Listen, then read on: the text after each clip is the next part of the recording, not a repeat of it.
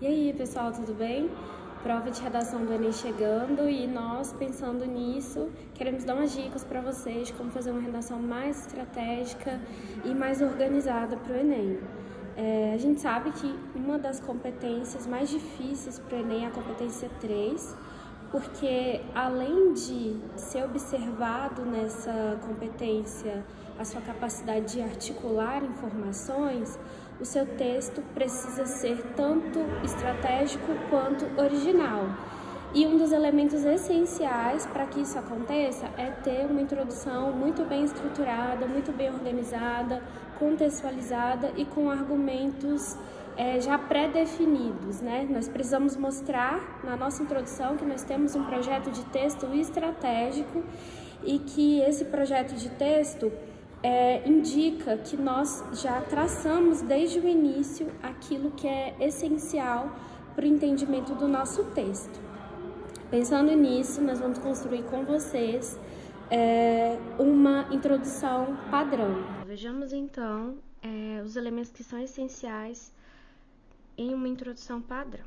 Vamos considerar aqui o tema: o aumento do consumo de alimentos ultraprocessados no Brasil.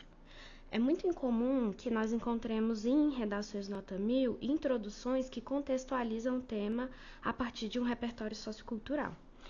O repertório sociocultural que eu escolhi aqui para apresentar o tema foi o Guia Alimentar para a População Brasileira. Mas eu nunca posso pressupor que o leitor conheça o meu repertório. Então, eu preciso explicar o que é ele. Então, aqui temos o Guia Alimentar para a População Brasileira, documento publicado periodicamente pelo Ministério da Saúde, define em que se baseia uma alimentação saudável. Pronto, agora o meu leitor já sabe o que é o meu repertório. Agora, eu preciso fazer uma ponte entre esse repertório e o tema, né? Mostrar como esse repertório se relaciona com esse tema. A esse respeito, as diretrizes nele estabelecidas são categóricas. Uma dieta saudável deve consistir no consumo de alimentos in natura, de modo que produtos alimentares ultraprocessados, como salgadinhos, refrigerantes, biscoitos, etc., devem ser, se não banidos, minimamente presentes no cotidiano dos brasileiros.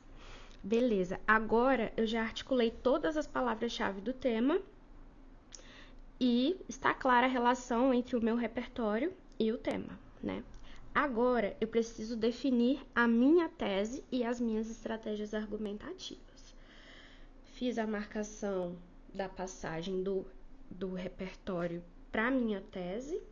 Apesar disso, né, utilizei um conectivo que vai mostrar o que eu quero defender depois dessa contextualização. A minha defesa é: consumir esses itens tem se tornado uma prática crescente no Brasil. Talvez aqui eu pudesse já colocar um adjetivo que demonstrasse de maneira mais clara a minha crítica. Por exemplo, apesar disso, consumir esses itens tem se tornado uma grave prática crescente no Brasil, né? Mostrando que eu considero isso grave. Pode ser. Agora, eu vou apresentar as minhas estratégias argumentativas, ou seja, eu vou dividir a minha tese e os meus argumentos em dois.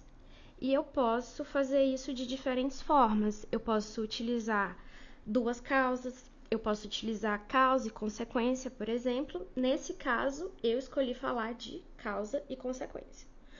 A causa aqui dentro do texto é em razão do alto preço dos alimentos frescos, certo? O alto preço dos alimentos frescos causa o aumento do consumo de alimentos ultraprocessados. E aí eu coloquei uma consequência disso, né? Que é o aumento do número de brasileiros com doenças crônicas não transmissíveis, como diabetes e hipertensão. Muitos alunos falam: nossa, professora, é muita coisa para uma introdução, né? Eu não posso ter uma introdução de 10 linhas. De fato, isso é uma ideia pertinente, porque a maior parte a gente deve destinar para a nossa argumentação, né? Mas aqui a extensão ficou em 10 linhas porque o tamanho do iPad é menor, né? A linha A linha da folha de redação do Enem, ela tem em média 17 centímetros, né? Então, a extensão aqui dessa introdução ficaria, eu acho, em umas 6 ou 7 linhas no máximo. E outra questão é que a letra precisa ser pequena. Nós temos apenas 30 linhas para desenvolver um raciocínio consistente, né? Então, nós precisamos aproveitar ao máximo esse espaço. Então, escrever com a letra o menor possível e ela precisa ser legível. Vamos fazer um contraponto aqui, um paralelo com um tipo de introdução que ela apresenta um repertório que ele é bastante genérico, ele é bastante vago, por exemplo. Na animação Wall-E é apresentada uma população que, em razão do alto consumo de alimentos ultraprocessados, é composta por vários indivíduos com obesidade. Fora da ficção, isso também ocorre no Brasil. Aí depois daqui o autor poderia continuar colocando suas estratégias argumentativas. Veja que quando eu faço isso aqui, eu não tenho uma leitura crítica do que acontece nesse repertório, né? Eu fiz uma observação genérica que talvez, se o meu leitor conhecesse o filme, ele entenderia essa relação. Mas a gente nunca pode pressupor que o leitor conheça. Então, é muito importante que a gente faça uma contextualização pertinente e que a gente consiga demonstrar que nós temos um olhar crítico a respeito disso, que a gente tem uma leitura profunda a respeito daquilo que eu utilizei para colocar o meu texto. Certo, pessoal? Então, lembrar sempre disso.